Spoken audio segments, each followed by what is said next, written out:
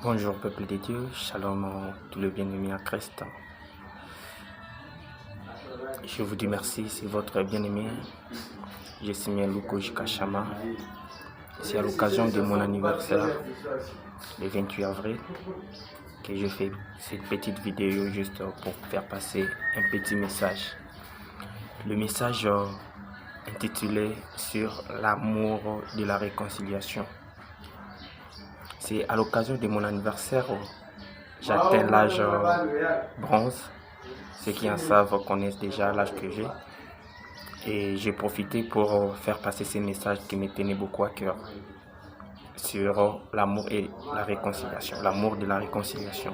Et parlant de la réconciliation, je vais parler de la réconciliation sur deux aspects. La réconciliation verticale entre l'homme et son Dieu, et puis la réconciliation horizontale entre l'homme et ses prochains.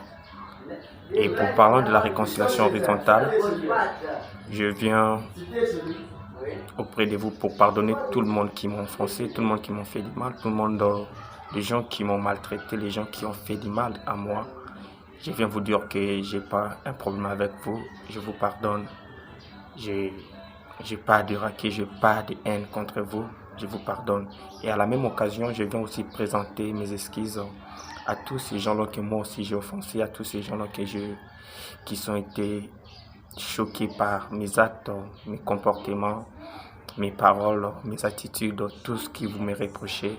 Je vous demande pardon, je suis un être humain, j'ai aussi mes défauts.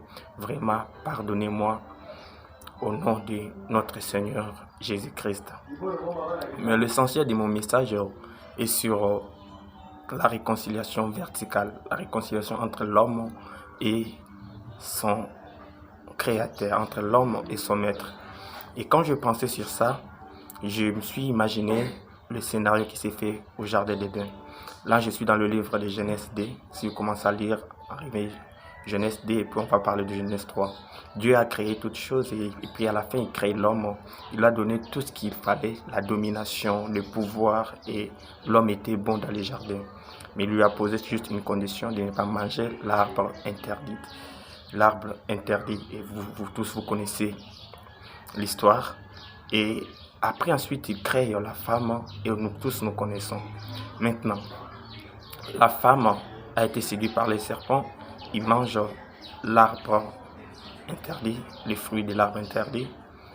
Et ensuite, il vient influencer son mari dedans. Et les deux ont péché contre Dieu. Les deux ont désobéi contre leur créateur, le Dieu qui les aimait, le Dieu qui a fait toutes choses, le Dieu qui les a donné la domination. Mais ensuite, ils les ont offensés, ils ont désobéi à sa parole. Maintenant, regarde ce qui s'est passé. Après avoir mangé l'arbre, vous verrez que Adam et Ève ont eu honte de leur nudité. Mais par contre, ils n'ont pas eu honte de leur nudité, mais ils ont eu honte de leur péché. Parce que si vous lisez le livre de Genèse 2, à la fin, verset 25, vous verrez que l'homme, Adam et Ève étaient nés, mais ils n'avaient point honte. Mais quand ils ont mangé l'arbre, ils ont eu honte. Ils n'ont pas eu honte de leur nudité, mais par contre, la honte de leur péché. Et c'est là que je tirerai ma première leçon, qui est le péché fait honte, le péché rend honte, le péché nous couvre de honte, le péché nous apporte le malheur, le péché nous apporte la mort. La Bible dit le salaire du péché c'est la mort. Le péché nous prive de la gloire de Dieu. Quand vous lisez le livre de Romains 3, 23, la Bible dit tous en péché sont privés de la gloire de Dieu. Donc le péché nous enlève le pouvoir, le péché apporte la domination du diable dans notre vie. Donc, je conseillerais à nos chrétiens de ne pas pécher parce que le péché nous apporte que le malheur. Le péché nous apporte rien de bon. Et à la fin, il nous couvre de honte. À chaque fois que nous péchons, on a toujours ce sentiment-là de dégoût. On a le sentiment de regret des actes que nous posons. Et c'est ce qui s'est fait aussi au jardin. Adam et Ève étaient couverts de honte. Ils n'ont plus le temps de figuier pour se couvrir de leur nudité et puis ensuite aller se cacher. Mais Dieu, quand il est venu, il savait déjà que l'homme a péché. il savait déjà que l'homme l'a offensé. Ça fait que déjà que l'homme a désobéi à sa parole. Naturellement, nous tous, nous savons, nous sommes des humains. C'est l'offenseur qui fait le premier pas à l'offenser. Je m'explique. C'est-à-dire, c'est comme une femme qui a fait l'adultère. C'est cette femme-là qui va faire le premier pas de demander la réconciliation à son mari et non le contraire. Mais au jardin, ce qui s'est fait m'a plus étiqué et puis m'a plus retenu pour bien regarder, et j'ai bien compris que Dieu est l'initiateur de toute réconciliation. Si vous voulez vous réconcilier dans la vie, si vous voulez faire une réconciliation, il faut associer Dieu, parce que c'est lui l'initiateur de la réconciliation. Dieu, il savait déjà que l'homme a péché, mais il a fait le premier pas pour la réconciliation. Il a cherché Adam, il a appelé Adam, il a vu là où il s'est caché. Il a dit, pourquoi tu as mangé là? Malgré les erreurs d'Adam, mais regarde ce que Dieu a fait ensuite. Il a vu que la plante ne couvrait pas leurs péchés. Pour couvrir le péché, il fallait que le sang soit versé. Pour couvrir le péché, il fallait que le sang soit versé. Et nous tous, nous connaissons le mystère du sang. Raison pour laquelle Dieu a pris l'animal pour le tuer et prendre la peau de l'animal, couvrir Adam et le chasser du jardin. Mais malgré qu'il a chassé l'homme, son amour les tenait toujours à chercher comment se réconcilier vraiment avec l'homme. Il a envoyé ses sacrificateurs, ça part ici, il a envoyé des prophètes, ils ont fait leur mission, mais ça n'était pas toujours au bout. Il a envoyé des rois, David, tout ça, tous les gens, il a envoyé même Jean-Baptiste, mais c'était toujours insignifiant. Et à la fin, il envoie son fils unique. Il envoie son fils unique qui s'appelle Jésus-Christ de Nazareth. Et c'est là où l'histoire devient romantique. C'est là où l'histoire devient dramatique. Jésus est venu pour une seule cause. La cause de Jésus-Christ, c'était pour nous réconcilier avec notre Père. Et la réconciliation devrait se passer par sa mort. Il devait verser son sang pour que nous nous réconcilions avec Dieu. Pour que nous soyons appelés encore fils de Dieu. Pour que nous ayons l'héritage à la droite du Père, être co-héritier avec Christ. Et Dieu, Jésus est venu, bon qu'il était, il a fait des bonnes choses, mais à la fin, il s'est donné la mort. Il est mort pour nous.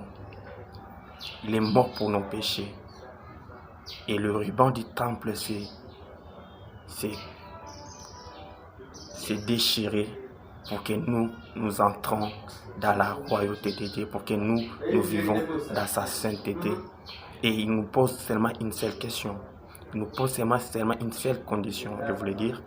Il nous donne qu'une seule condition pour vivre tout cela. Et la condition est très simple. Si tu veux réconcilier avec ton Dieu, le très simple, il suffit d'accepter Seigneur Jésus-Christ comme Seigneur et Sauveur et tu seras sauvé. Et comment accepter Jésus-Christ? Si vous lisez votre Bible, la Bible dit, c'est d'abord vous croyez en vous que Jésus-Christ est mort et puis ressuscité des morts. Et ensuite, vous proclamez par votre bouche qu'il est Seigneur et Sauveur. Et directement, tu seras le bienvenu dans le royaume du Père. Raison pour laquelle je fais cette vidéo, pour interpeller nous chrétiens qui nous sommes un peu distraits par l'histoire qui passe dans le monde. Repentons-nous, abandonnons la vie du péché, parce que le péché nous apporte que le malheur. Le péché nous apporte qui est des mauvaises choses. Le péché nous sépare avec Dieu. Le péché nous enlève la gloire de Dieu sur nous. Donc j'interpelle à tout le monde. J'interpelle à tout le monde et à tout chrétien comme moi d'éviter le péché, de vivre une vie de sanctification. Quand je vois le livre d'Hébreux, la Bible dit, cherchez premièrement la paix et la sanctification, sans laquelle personne ne verra Dieu. Donc nous devons chercher la réconciliation avec nos voisins, chercher la réconciliation avec nos prochains, c'est ça, chercher la paix et la sanctification, être toujours en communion avec notre Dieu, parce que sans ça, personne ne verra Dieu. Et pour voir Dieu, il n'y a qu'un seul chemin. Et le chemin, c'est Jésus-Christ. Si vous lisez les livres de Jean 14, 6, la Bible dit, nul ne peut venir, nul ne peut voir le Père sans passer par Christ. Jésus-Christ est le chemin, la vérité et la vie. Donc pour voir Dieu, il faut accepter Jésus-Christ comme Seigneur et Sauveur. J'ai fait appel à mes frères qui sont encore dans l'islam, dans le bouddhisme, dans d'autres religions. Ces religions-là ne vont pas vous sauver. Jésus revient bientôt et votre sort sera où? Il n'y a qu'un seul chemin qui amène au royaume des cieux. Et le chemin s'appelle Jésus-Christ. Donnez votre vie à Jésus-Christ. Et je viens faire aussi appel à des gens qui sont encore dans le monde, le païen qui sont encore dans le monde. Pourquoi vous traînez là? Qu'est-ce que vous gagnez dans le monde? La Bible dit que sera un homme de gagner tout le bien ici et pour perdre son âme. Vous serez où quand vous allez perdre votre vie? Vous serez où sera votre place? Et il est temps. Jésus vous attend.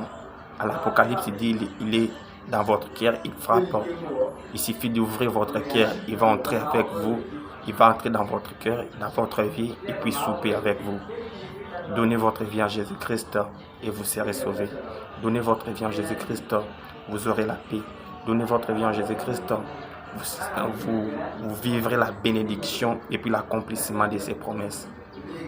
C'est à l'occasion de mon anniversaire que j'ai voulu faire cette vidéo, partager ce petit message avec vous. Et la meilleure façon de me souhaiter joyeux anniversaire, c'est de partager cette vidéo avec vos proches. Partagez cette vidéo avec celui qui est encore dans le monde. Partagez cette vidéo avec celui-là qui est encore païen et prêche-lui la bonne nouvelle qu'il croit en Seigneur Jésus-Christ et il sera sauvé. Et si vous le faites, vous me souhaiterez un bon joyeux anniversaire et mon Dieu céleste va vous bénir. C'est votre frère Jessimien Lukoji Kashama. C'est à l'occasion de mon anniversaire le 28 avril que j'ai fait cette vidéo. Fidèle de l'église EVC Massina quartier 3 chez le pasteur évangéliste Jérémy Sansa. Je dis et je vous remercie. Et pour finir cette vidéo, je voulais faire un petit a cappella pour la gloire de notre Dieu. Bolingone longoliona lola yangonde kitisiona se kaka bolingo nyokoli boyo. Et tu es mort au nom de l'amour. Olongoli kazakaya bokondi. Olati lambaya mosali. Kasi bato olingaki mingi. Babaluki babeti ofimbo. Ekulusu kilona mo Kongo. Ondimi etumbu ya liwa yaya nanga ubungi na yango te. Ezanga nde na meritaki. Pasoyo, pasoyo, pasoyo. Tango nazalaki na masumu. Masi ondimi liwa yozwi penza esika na ngai ngape nakomi mosantu tika lelo na yebisa yo. Mon Jésus, tu es tout pour moi. Merci.